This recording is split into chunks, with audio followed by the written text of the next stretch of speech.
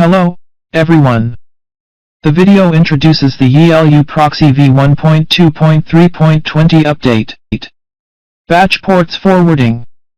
Firstly, set forwarding ports, such as 1 to 5. Then you can select the proxy engine and proxy rules according to your needs. Then save. For sharing static hosting IPs, you can select a country. Right-click an IP and port forward 1 to 5.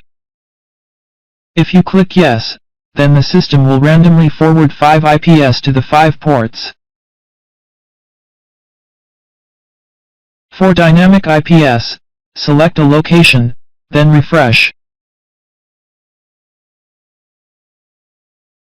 Right-click an IP and port forward 1 to 5. The system randomly forwards 5 IPs to the 5 ports. Okay, the video is over. Thank you for watching and subscribing.